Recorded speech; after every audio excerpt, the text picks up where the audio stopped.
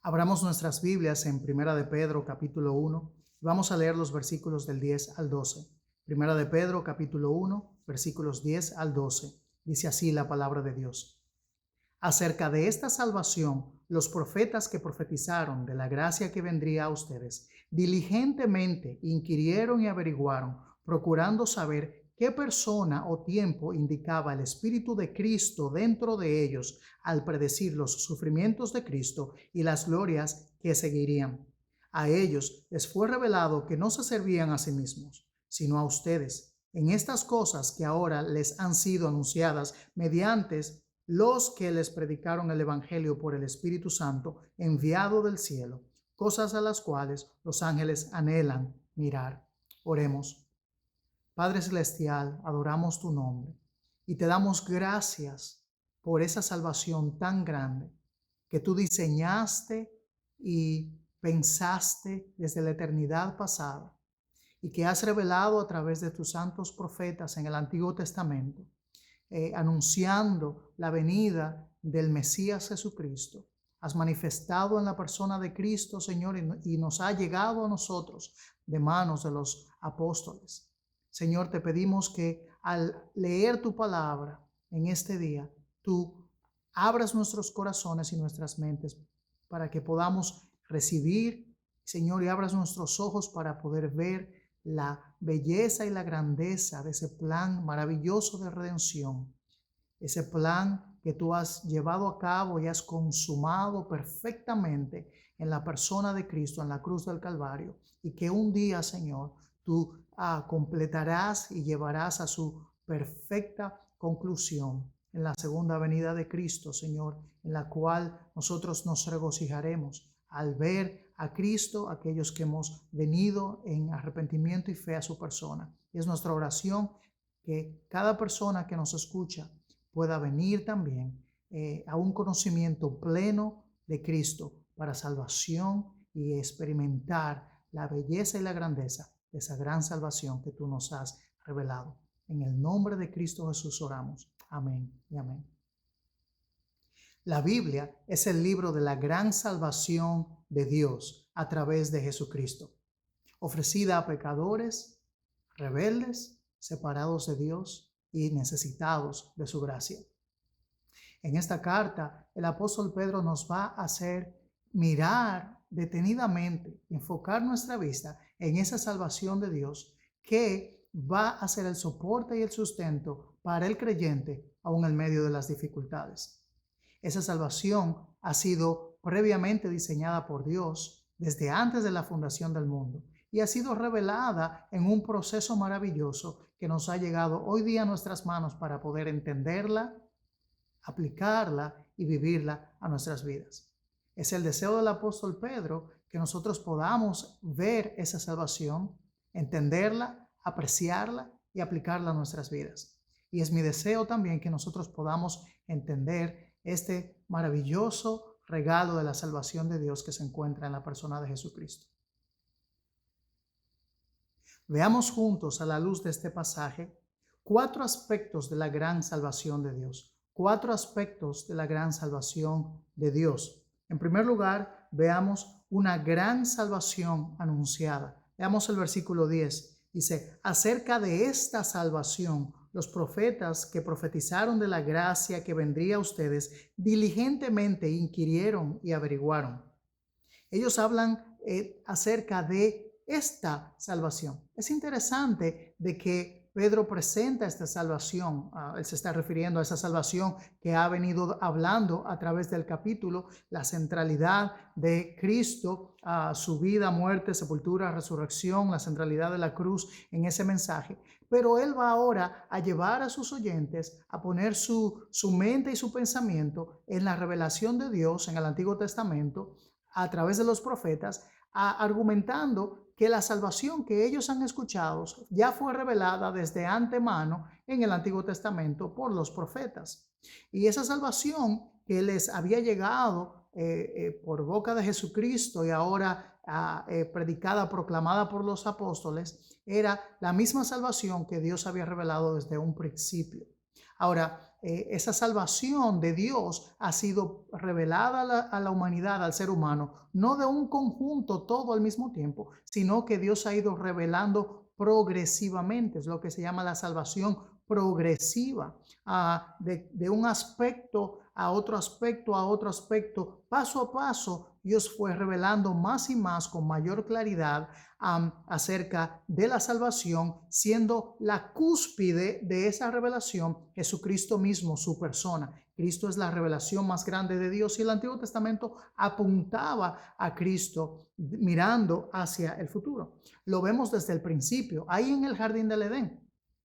Cuando en Génesis capítulo 3, en el contexto de la caída y la maldición de Dios a la serpiente, Dios presenta una primera semilla de esperanza acerca de un libertador que vendría, diciendo que alguien, él, semilla descendiente de la mujer, iba a venir y iba a aplastar la cabeza de la serpiente. Así que desde ese momento que se revela de que un día vendría un libertador que iba a ser capaz de aplastar la cabeza de la serpiente y a destronarlo, quitar el dominio, recobrar el dominio que se había perdido en la caída, Dios entonces empieza a revelar más aspectos acerca de él. Así que desde Moisés hasta Malaquías, Dios va revelando y ampliando como en una sinfonía que va dando a diferentes instrumentos sus piezas, sus notas, de manera tal que llegan a la cúspide de esa pieza musical, ¿verdad? Así que en ese sentido, Cristo es la cima, la cúspide de la revelación de Dios, pero fue anunciado, revelado en el Antiguo Testamento, y los profetas miran hacia adelante, hacia una salvación futura, y ponen su esperanza en esa salvación futura, y son salvos por medio de esa fe, esperanza futura en ese Mesías que vendría. Pero ellos no tuvieron toda la revelación, todos los aspectos y los detalles, y pudieron ver con sus ojos el total cumplimiento. Dios le había revelado y esa gracia, él había escogido a estos hombres, había hablado a través de ellos, y ellos inquirían en esta gracia. Pero hay dos aspectos que quiero hablar un poquito. Primero es que hablan de esta salvación. ¿A cuál salvación se refiere? Bueno, la Biblia nos presenta la centralidad de la salvación como necesidad humana. El hombre, el ser humano, se ha rebelado contra Dios, contra el Dios Santo, de manera tal que la consecuencia de esa rebeldía, de esa rebelión, es la muerte. Dios le dijo a Adán y Eva y en el principio que el día que ellos comieran de ese árbol, el día que ellos desobedecieran, ellos iban a morir. La muerte es la consecuencia, la paga del pecado, y no solamente estamos hablando, Dios estaba hablando de la muerte física, sino estaba hablando también de una muerte espiritual, una separación eterna y completa entre el ser humano y Dios. Así que el hombre llega a una situación desesperada porque ahora necesita ser restaurado a una relación con Dios que perdió en el momento de la caída. Nosotros, a través de nuestros padres, Adán y Eva, hemos heredado esa semilla del pecado en nosotros y ha sido corroborada por nuestros propios actos pecaminosos en nuestra vida, de manera tal que necesitamos ser restaurados a esa relación y ser salvados. Entonces, ¿de qué somos salvos? Bueno, somos salvos de la ira de Dios sobre el pecado. La santidad de Dios reacciona contra el pecado, y la reacción santa de Dios contra el pecado es la ira, es una ira santa que merece castigo, y todo el peso, digamos así, de la ley debe recaer sobre el pecador. De manera tal que debe haber una solución a ese problema, y es precisamente lo que trata el Evangelio. Nos presenta la solución de Dios al problema del pecado y cómo el hombre y la mujer, el ser humano, pueden llegar a obtener una relación apropiada, una relación nueva, renovada con Dios a través de Jesucristo. Así que esa salvación es la misma salvación que los oyentes de Pedro estaban escuchando, esa salvación que era la misma que habían anunciado en el Antiguo Testamento los profetas, y es la misma salvación que había sido proclamada por esos apóstoles y que hemos recibido hoy en día a través de las Sagradas Escrituras. Ahora, esa salvación, ellos están hablando de profetizar acerca de esa gracia. Dios a través también de las Escrituras ha sido siempre un Dios de gracia. Algunas personas piensan que Dios en el Antiguo Testamento es un Dios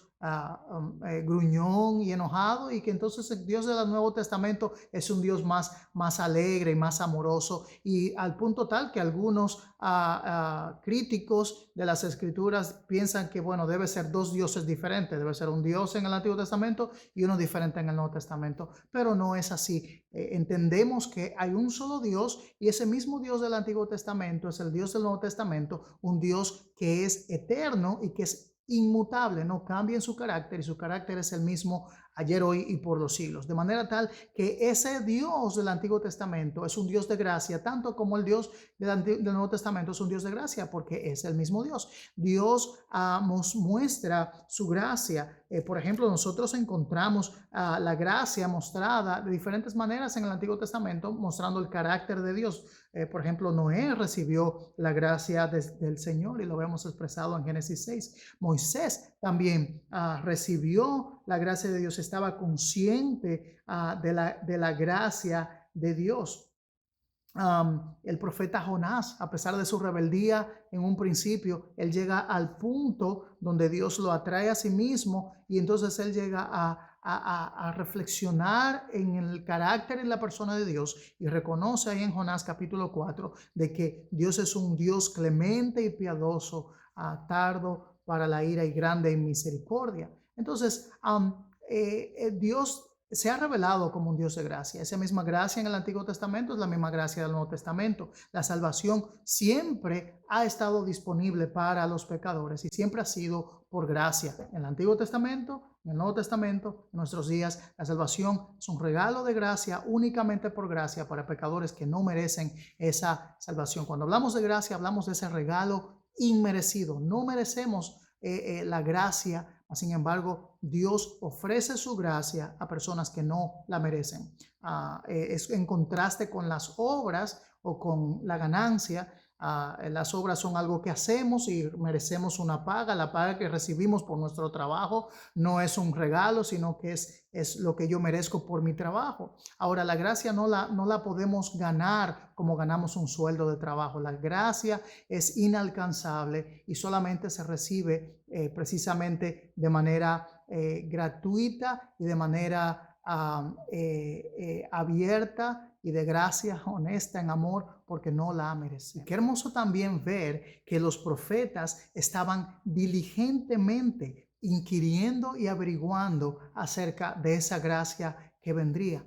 Qué hermoso es ver la actitud de estos profetas, de que a pesar de que ellos no tenían todos los detalles, ellos anhelaban y amaban y querían saber más acerca de ese Mesías. Ellos habían puesto su fe en el Mesías, habían creído en él, mas sin embargo que no entendían todos los detalles de eso, y ellos inquirían y se dedicaron entonces a un estudio intenso, preocupados por entender esa gracia maravillosa.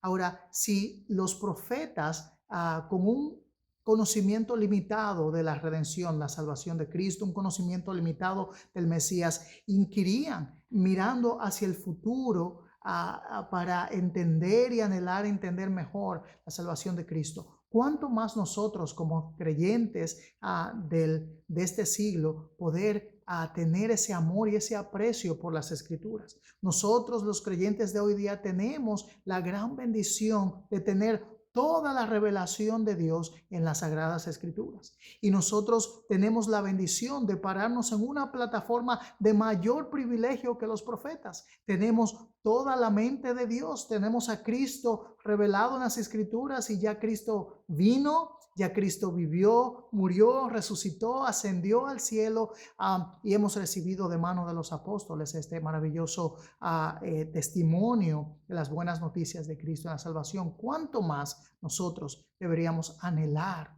y desear, indagar y aprender de las Sagradas Escrituras. A mayor luz, mayor responsabilidad.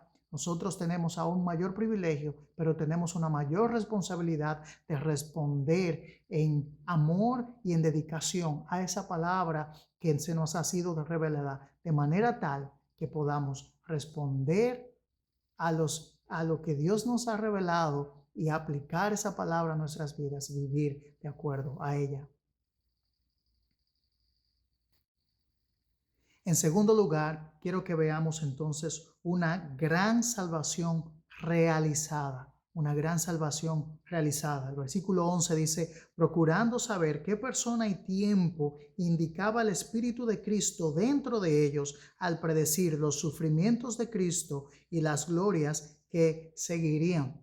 Qué hermosa descripción del Evangelio. Aquí Pedro está describiendo que el Evangelio, el contenido del Evangelio es basado en la obra y mensaje de Cristo, los sufrimientos de Cristo y las glorias que vendrían. Así que va del sufrimiento a la gloria. Y ese es el punto del Mesías revelado en las Escrituras. Y qué interesante que vemos ese aspecto. El Evangelio está centrado en la persona y en la obra de Cristo. Cristo es el único medio de salvación, por lo tanto el Evangelio está centrado en la persona de Cristo. En primer lugar, quiero resaltar que Pedro va a mencionar al Espíritu Santo y lo va a mencionar como el Espíritu de Cristo. Y nos habla de esta manera de la deidad de Cristo.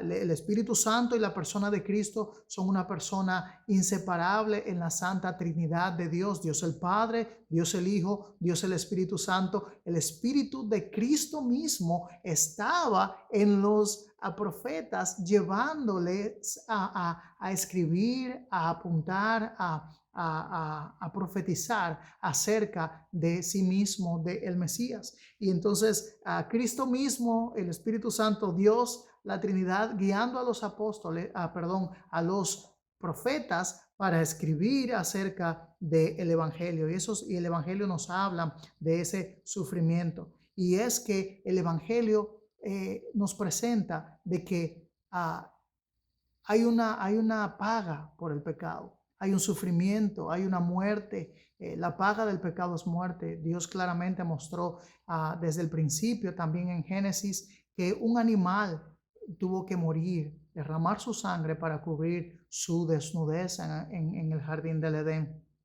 Y de esa manera, a través del Antiguo Testamento, Dios fue revelando la gravedad del pecado, apuntando a la muerte que merece él mismo.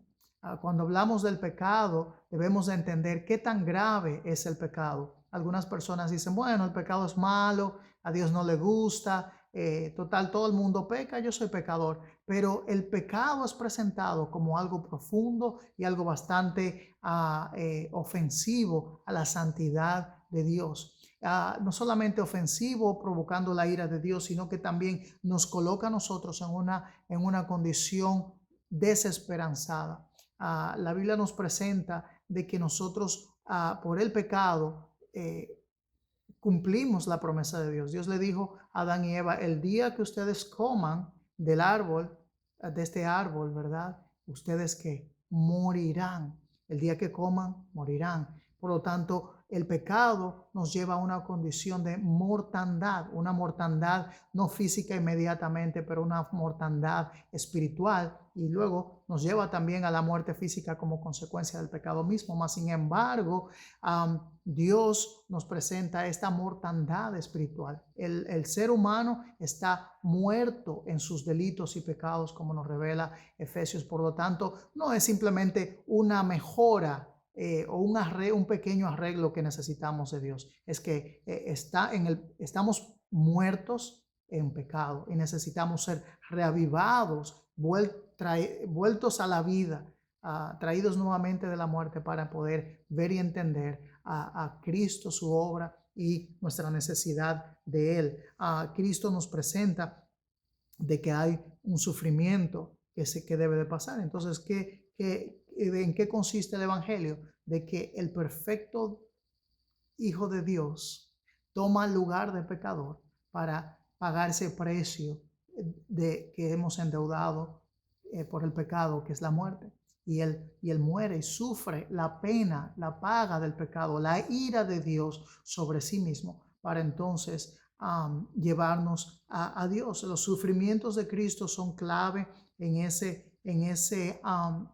concepto del Evangelio, y luego las glorias que le seguirían. No hay gloria sin sufrimiento. Cristo tenía que morir, padecer y a través de la muerte lograr la salvación y ser coronado en gloria. Y ese es el punto del Evangelio.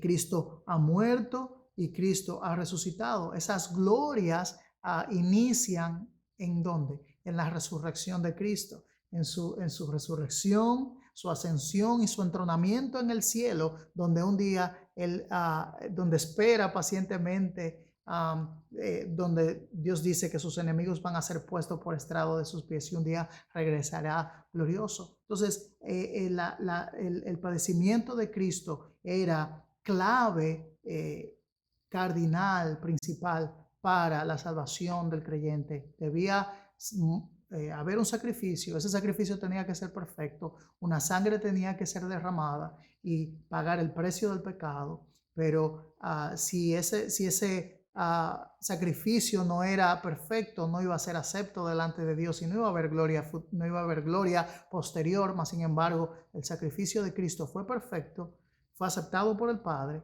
y luego entonces hubo una aceptación en su resurrección, la muestra de la aceptación de Dios, su entrada hacia la misma presencia de Dios, sentarse a la diestra de Dios, la muestra de su victoria y su triunfo y esas glorias que obtuvo después de esto. Por lo tanto, su muerte y sus glorias, sufrimientos y glorias, son parte del Evangelio. Y es interesante que luego Pedro va a hacer una relación entre esos sufrimientos de Cristo y los sufrimientos de sus oyentes, los creyentes.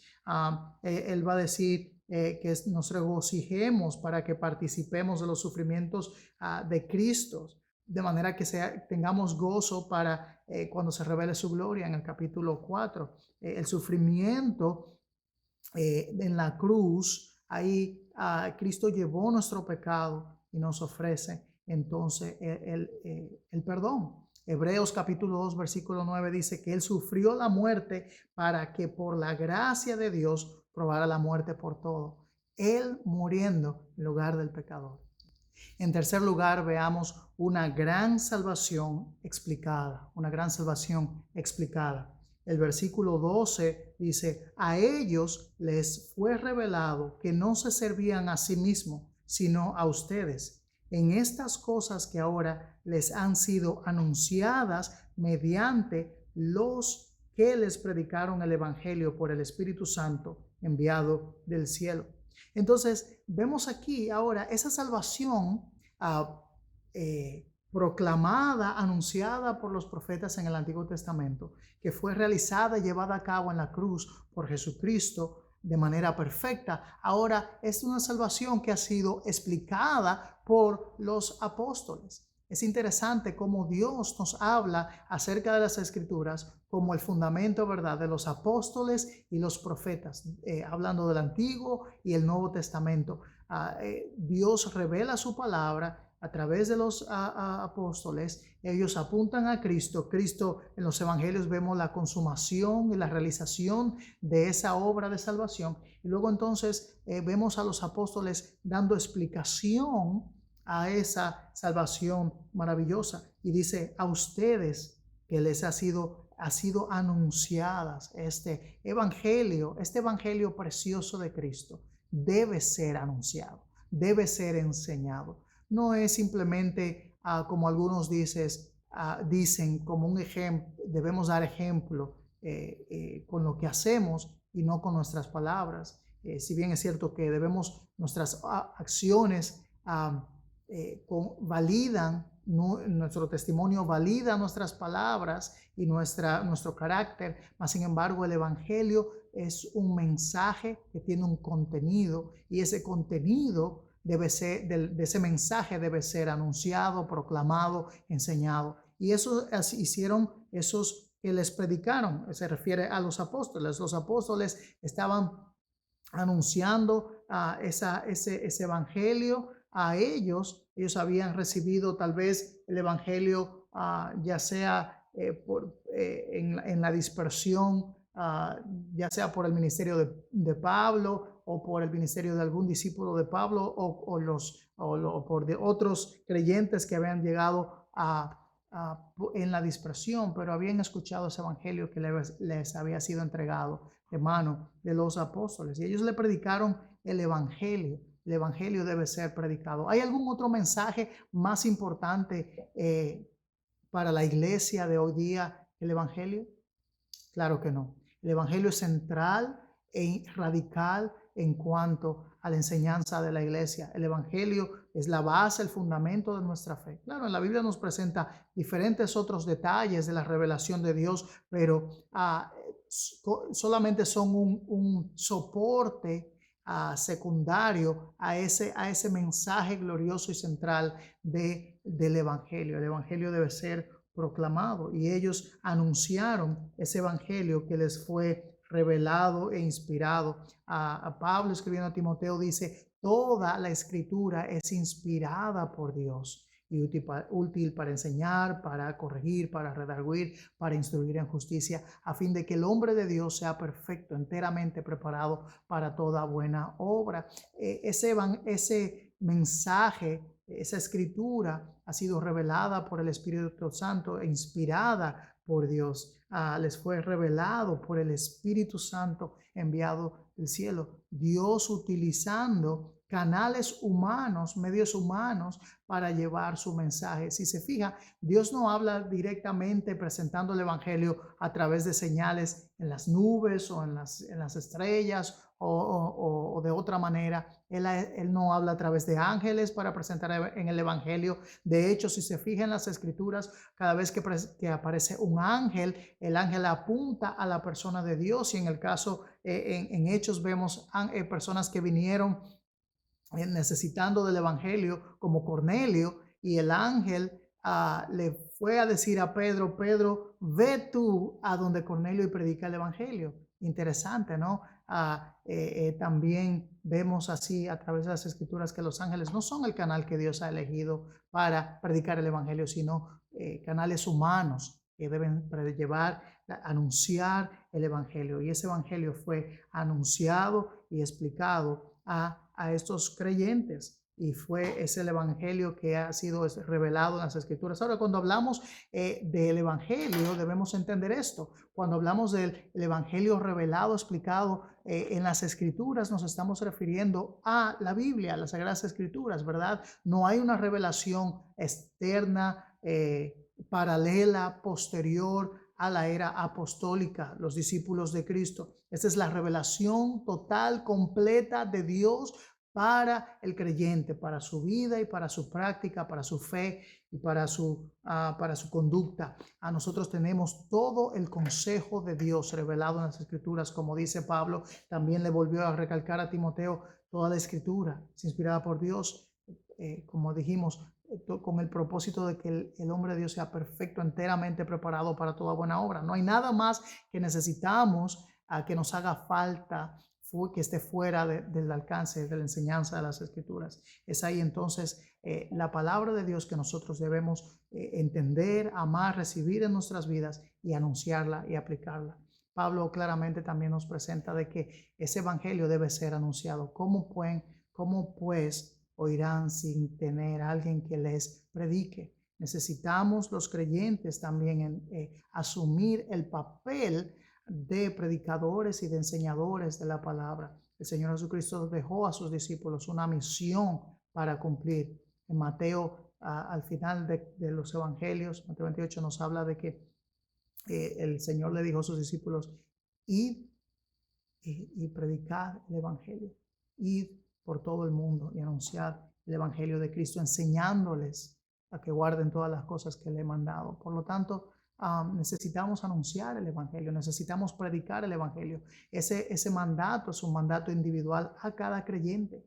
Nosotros debemos asumir el mandato de Cristo, vivir a la luz de ese mandato para enseñar el Evangelio. Si no predicamos el Evangelio, no van a conocer de Cristo. El Evangelio nos apunta a Cristo. El único medio de salvación es Cristo. Por lo tanto, necesitan escuchar de Cristo. Tal vez tú estás escuchando hoy el Evangelio por primera vez o estás entendiendo por primera vez de qué se trata el Evangelio. Te queremos animar a que es solamente a través de ese Cristo presentado en el Evangelio que puedes acercarte a Dios. No solamente por tus buenas obras o por tu carácter bueno, moral o religioso, sino que Cristo es el perfecto sacrificio, fue acepto por Dios y es a través de Él que vas a llegar a Dios. ¿Cómo llegamos a Dios? Al venir a Cristo entendiendo quién es Él y quiénes somos nosotros, quién es Dios. Un buen concepto de Dios, un buen concepto nuestro. Dios es santo, en su santidad, su ira se revela contra el pecado, hay condenación para el pecador y Cristo viene a ser la solución y el remedio, el puente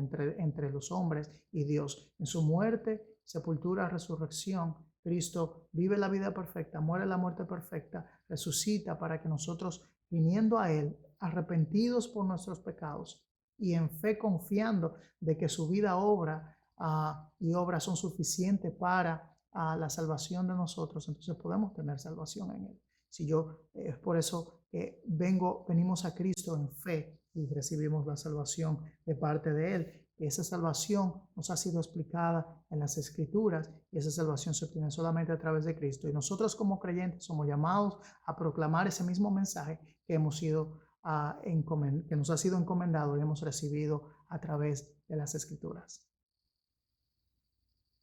Y en cuarto lugar, veamos juntos una gran salvación examinada. Una gran salvación examinada. Dice el versículo 12 al final: cosas a las cuales los ángeles anhelan mirar.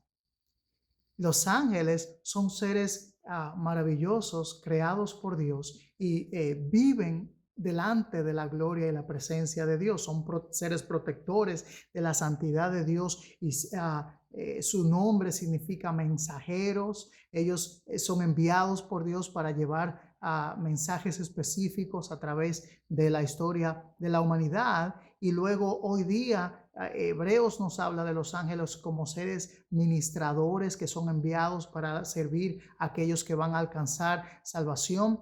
Mas sin embargo, estos ángeles, aunque maravillosamente superiores a nosotros en gloria, como dice el Salmo, como citando también Hebreos, no pueden y no experimentarán la redención y la gracia de Dios de la manera que los redimidos lo hacen y lo harán.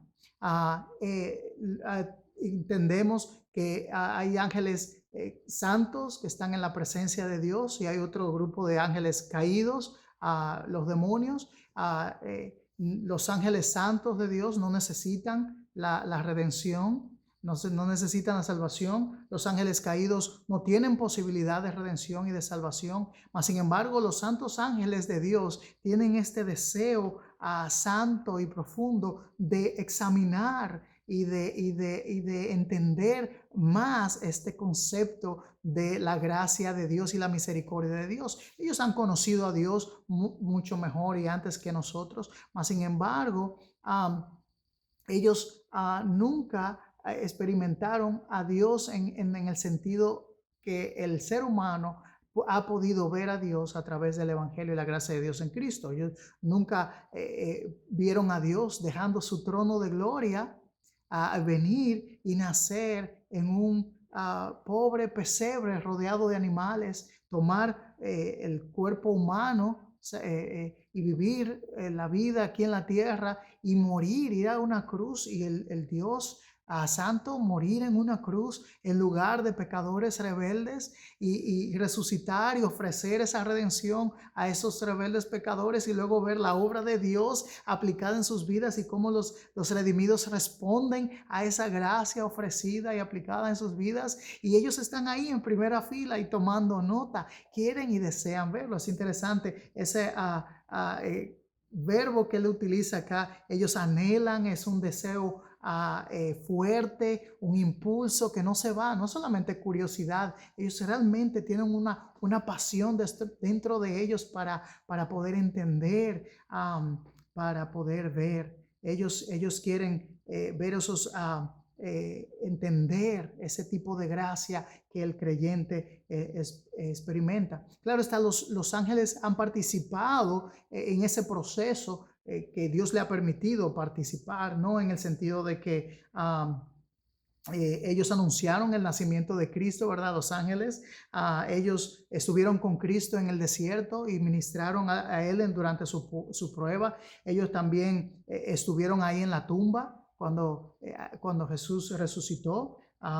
Y ahora ellos están sirviendo a todos los creyentes, de manera que Dios ha dejado que sus ángeles participen y ha dejado que ellos puedan ver, ser testigos, ¿verdad?, de esto. Y ellos se regocijan, dice la palabra de Dios, cada vez que un pecador se arrepiente. Son parte y están activamente viendo la obra de redención.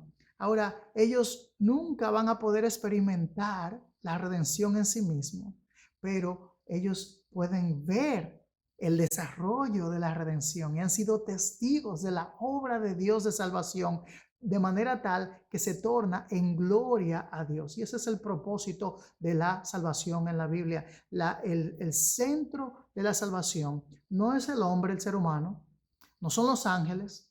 El centro de la salvación es Dios mismo. La redención y el plan de salvación es para la gloria misma de Dios. Los ángeles están tomando nota, están aprendiendo y viendo la grandeza de la gracia de Dios para la gloria de Dios. De manera tal que nosotros los creyentes también entendamos esa salvación, no que es una salvación simplemente con el fin de nuestro propio beneficio, sino que la salvación de Dios es hacia el ser humano, debe ser tornada como su punto principal, final, la gloria de Dios. La gloria de Dios es el punto final. Y vemos al final de los tiempos, en el Apocalipsis, cuando allá en el capítulo 5 vemos a la adoración celestial y Juan va a describir qué pasa en ese momento y está diciendo ahí que estaban ahí, vino, tomó el libro de la mano derecha del que estaba sentado en el trono. Cuando hubo tomado el libro, los 4 seres vivientes, los 24 ancianos, se postraron delante del Cordero. Todos tenían arpas y copas de oro llenas de incienso, que son las oraciones de los santos, y cantaban un nuevo cántico diciendo, los redimidos: digno eres de tomar el libro, de abrir sus sellos, porque tú fuiste inmolado y con tu sangre nos has redimido para Dios de todo linaje y lengua y pueblo y nación, y nos has hecho para nuestro Dios reyes y sacerdotes, y reinaremos sobre la tierra. Una hermosa declaración de la adoración de los redimidos a Dios. Pero mira lo que dice más adelante en Apocalipsis 5: y miré y oí la voz de muchos ángeles alrededor del trono y de los seres vivientes y de los ancianos, y su número era millones de millones, que decían a gran voz, escucha: el Cordero que fue inmolado es digno de tomar el poder y las riquezas, la sabiduría, la fortaleza, la honra, la gloria y la alabanza. Gloria a Dios, los ángeles se unen en ese cántico de redención, aunque no han experimentado la salvación ellos mismos, pero se unen a dar gloria a Dios, porque ellos han sido testigos de esa gran salvación y ellos han venido entonces en ese punto a glorificar a Dios por esa obra perfecta de redención.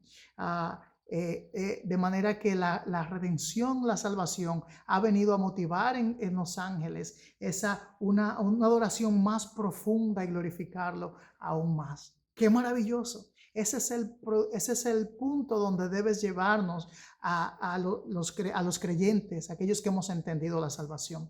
La redención, la gran salvación de Dios, debe llevarnos a un punto maravilloso en el cual nosotros nos rendimos a Dios y glorificamos a Dios y adoramos a Dios por esa gran redención mostrada en favor, en gracia, a favor del pecador. El entender la salvación como se nos ha sido revelado en las Escrituras debe mover al creyente de forma natural a una adoración, caer postrados ante la persona de Dios y glorificarlo y honrarlo por su gran redentor. Si este estudio, conocimiento no mueve tu corazón, es posible que no has entendido la salvación, que no tienes un nuevo nacimiento, un corazón que se deleita por esto. Las escrituras nos hablan de que cuando Dios se revela, la reacción natural del ser humano es postrado, caer en adoración hacia Él. Y la gran salvación de Dios se nos ha revelado de que el Dios Santo, Todopoderoso, Creador del universo, ha mostrado su gracia y su misericordia a pecadores perdidos, rebeldes, en pecado, y nos ha dado una redención por gracia en la persona de Cristo, quien vivió y cumplió los mandamientos de Dios de manera perfecta, murió esa muerte perfecta y resucitó al tercer día, mostrando su poder y su gloria para dar salvación, ofrecer salvación por gracia a aquellos muertos espiritualmente. Si eso no mueve tu corazón a amar y a venir a Dios, es porque por ahí no has experimentado esa salvación. Y si eres hijo de Dios y si has venido a Cristo, qué mejor manera de ser movidos a la adoración, a una pasión real por Dios, que entender más profundamente esta salvación, una salvación que nos ha sido anunciada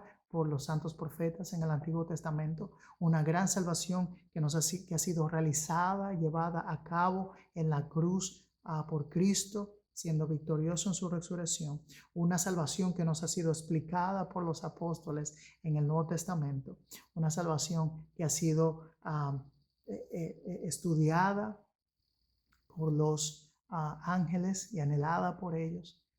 Esta gran salvación debe llevarnos a la adoración. Quiere el Señor que esa sea la reacción de tu corazón y mi corazón.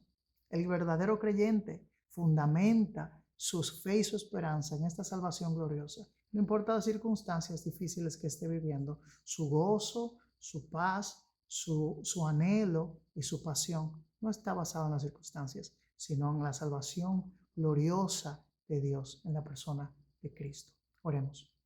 Padre Celestial, adoramos tu nombre por esa gran salvación revelada en las Escrituras, claramente apuntando a ese Mesías perfecto y glorioso, Cristo, que vendría un día a nacer de una virgen en un pesebre en Belén, vivir una vida perfecta para tomar el lugar de pecadores en la cruz del Calvario y ahí cargar el peso del pecado, la ira de Dios sobre él, para pagar el precio del pecado que solamente él, el perfecto Hijo de Dios, podía pagar, para así resucitando al tercer día ofrecer gratuitamente una salvación por gracia, para que todo aquel que venga a él en arrepentimiento y fe reciba de su mano la salvación eterna, una salvación que es perfecta, una salvación que es eterna, y un día tanto seres humanos como ángeles y las criaturas celestiales, todos proclamarán de las glorias del Cordero que fue inmolado y que merece toda la gloria y la honra por siempre, por esa maravillosa obra de salvación en la cruz del Calvario. Señor, oramos que tu Espíritu Santo aplique tu evangelio en los corazones de personas para traerlos a la salvación y al arrepentimiento. Y Señor, que tú muevas el corazón de tus hijos para vivir vidas de adoración que te agradan y en santidad a consecuencia de esa salvación tan grande, Señor. Te amamos porque tú nos amaste primero. En el nombre de Cristo Jesús. Amén. Dios te bendiga.